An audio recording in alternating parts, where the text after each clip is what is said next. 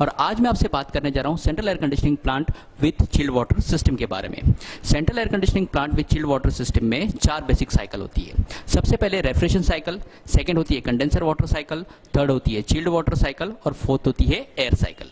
अब हम एक एक करके देखेंगे ये चारों साइकिल सिस्टम में किस तरीके से काम करती है। शुरुआत करते हैं रेफ्रिजरेशन साइकिल से। रेफ्रिजरेशन साइकिल के 4 इंपॉर्टेंट पार्ट होते हैं: compressor, shell and tube type condenser, expansion valve and shell and tube type chiller. Compressor high pressure high temperature vapour refrigerant को कंप्रेस करके डिस्चार्ज लाइन से उसे भेजता है shell and tube type condenser में। जो high pressure high temperature vapour refrigerant है वो कंडेंसर के शेल साइड में आता है। कंडेंसर में 2 पार्ट होते हैं, एक शेल साइड और दूसरा होता है ट्यूब साइड। कंडेंसर के ट्यूब साइड में पानी होता है और कंडेंसर के शेल साइड में high pressure high temperature vapour refrigerant होता है।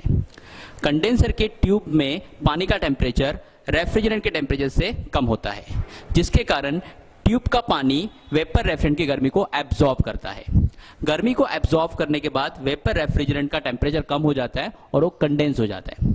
कंडेंस होने के बाद ये जो लिक्विड रेफ्रिजरेंट है वो लिक्विड लाइन से आता है एक्सपांशन वॉल में। एक्सपांशन वॉल का काम है रेफ्रिजरेंट के प्रेशर को कम करना। रेफ्रिजरेंट के प्रेशर को कम करने के बाद लो प्रेशर लो टेम्परेचर का लिक्विड रेफ्रिजरेंट चीलर के ट्यूब साइड में जाता है। चीलर के 2 हिस्से होते हैं, एक ट्यूब साइड और दूसरा शेल साइड। चीलर के शेल साइड में पानी होता है और चीलर के ट्यूब साइड में लो प्रेशर लो टेम्परेचर का लिक्विड रेफ्रिजरेंट होता है। लिक्विड रेफ्रिजरेंट का टेम्परेचर पानी के टेम्परेचर से कम होता है, इसके लिए लिक्विड रेफ्रिजरेंट पानी की गर्मी को एब्जॉर्ब करता है। पानी की गर्मी को एब्जॉर्ब करने के बाद चीलर में पानी ठंडा हो जाता है और जो लिक्विड रेफ्रिजरेंट है पानी की गर्मी को एब्जॉर्ब करके वेपराइज हो जाता है। वेपराइज होने के बाद ये लो प्रेशर लो टेम्परेचर का वेपर रेफ्रिजरेंट कंप्रेसर में सक्शन लाइन से वापस आ जाता है और यहाँ पे रेफ्रिजरेशन साइकिल कंप्लीट होती है। सेंट्रल एयर कंडीशनिंग प्लांट में सेकंड साइकिल होती है condenser water cycle. Condenser water cycle के मेन पार्ट होते हैं कंडेंसर वाटर पंप, कंडेंसर और कूलिंग टॉवर।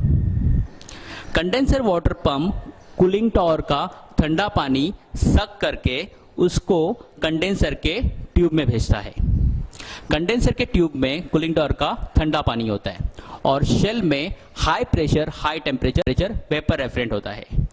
ट्यूब का ठंडा पानी कंडेंसर के रेफ्रिजरेंट की गर्मी को एब्जॉर्ब करता है, जिसके वजह से कंडेंसर में रेफ्रिजरेंट कंडेंस हो जाता है।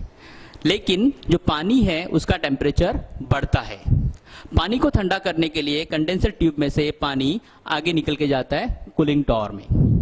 कूलिंग टॉवर कंडेंसर के पानी को ठंडा करने के लिए इस्तेमाल किया जाता है। नॉर्मली कूलिंग टॉवर टेरेस पे या ओपन स्पेस में लगाया जाता है जहां पे फ्री फ्लो ऑफ एयर होता है।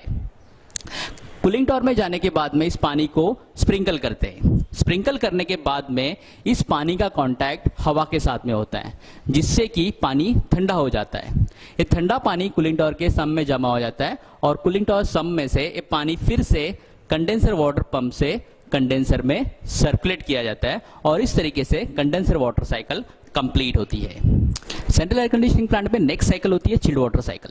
चिल्ड वाटर साइकिल के मेन पार्ट होते हैं chilled water pump, air handling unit, expansion tank और shell and tube type chiller. Chiller का ठंडा पानी चिल्ड वाटर पंप सक करके उसको भेजता है एयर हैंडलिंग यूनिट के कूलिंग कॉइल में। एयर हैंडलिंग यूनिट के कूलिंग कॉइल में ठंडा पानी होता है और जब एयर हैंडलिंग यूनिट का ब्लोअर चलता है तो ये ब्लोअर एच रूम की रिटर्न एयर को सक करता है। रिटर्न एयर का टेम्परेचर ज्यादा होता है और कूलिंग कॉइल में पानी का टेम्परेचर कम होता है। कूलिंग कॉइल का पानी रिटर्न एयर की गर्मी को एब्जॉर्ब करता है, जिससे कि रिटर्न एयर ठंडी हो जाती है और इसको आगे भेजा जाता है। जब कूलिंग कॉइल का पानी हवा की गर्मी को खींचता है तो कूलिंग कॉइल के पानी का टेम्परेचर बढ़ता है और इस पानी को फिर से चीलर में ठंडा होने के लिए भेजा जाता है। ये जो पानी है ये चीलर के शेल साइड में आता है। चीलर के ट्यूब साइड में लो प्रेशर लो टेम्परेचर का लिक्विड रेफ्रिजरेंट होता है। रेफ्रिजरेंट का टेम्परेचर पानी के टेम्परेचर से कम होता है, जिससे ट्यूब का रेफ्रिजरेंट शेल के पानी से गर्मी को एब्जॉर्ब करता है और शेल का पानी ठंडा हो जाता है और ये ठंडा पानी फिर से चिल्ड वाटर पंप से AHU के कूलिंग कॉइल में जाता है। चिल्ड वाटर साइकिल में और एक पार्ट होता है जिसको हम बोलते हैं एक्सपांशन टैंक। जब चिलर में पानी ठंडा हो जाता है तो पानी का वॉल्यूम कम हो जाता है। पानी का वॉल्यूम कम होने से चिलर को और पानी की जरूरत पड़ती है। ये पानी एक्सपांशन टैंक से चिलर को प्रोवाइड किया जाता है और चिलर में पानी ठंडा हो जाता है तो पानी का वॉल्यूम कम हो जाता है। पानी का वॉल्यूम कम होने से चिलर को और पानी की जरूरत पड़ती है।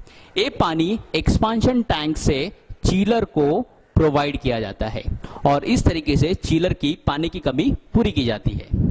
जब हम प्लांट को बंद करते हैं तो पानी का टेम्परेचर बढ़ने लगता है। जब चिलर का पानी का टेम्परेचर बढ़ता है तो पानी का वॉल्यूम भी बढ़ता है। इसको बोलते हैं expansion of water.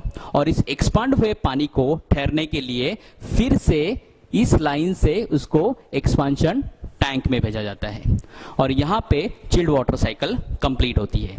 Central air conditioning plant में नेक्स्ट साइकिल होती है एयर साइकिल।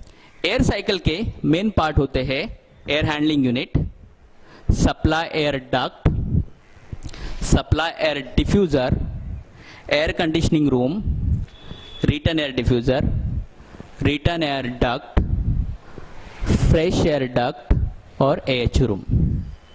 जब मोटर चलती है तो मोटर से AHU का ब्लोअर घूमना शुरू करता है। AHU का ब्लोअर AHU रूम की रिटर्न एयर को सक करता है। रिटर्न एयर सबसे पहले AHU के फिल्टर में से पास होती है जहां पे हवा में से डस्ट पार्टिकल्स फिल्टर हो जाते हैं। उसके बाद ये हवा कूलिंग कॉइल के कांटेक्ट में आती है। कूलिंग कॉइल का टेम्परेचर हवा के टेम्परेचर से कम होता है जिसके वजह से हवा ठंडी हो जाती है और इस ठंडी हवा को बाद में हम भेजते हैं ब्लोअर में। ब्लोअर हवा का प्रेशर बढ़ाने का काम करता है और ब्लोअर से हवा चली जाती है सप्लाई एयर डक्ट में। सप्लाई डक्ट का काम होता है एयर हैंडलिंग यूनिट से ठंडी हवा को एयर कंडीशनिंग रूम तक पहुंचाना। सप्लाई डिफ्यूजर का काम होता है हवा को रूम में फैलाना और रूम में फैलाने के बाद में ये ठंडी हवा एयर कंडीशनिंग रूम से गर्मी को एब्जॉर्ब करती है जिससे कि हवा का टेम्परेचर बढ़ता है। इसके बाद ये हवा रिटर्न एयर डिफ्यूजर में से रिटर्न एयर डक्ट में से वापस एयर हैंडलिंग यूनिट के रूम में आ जाती है।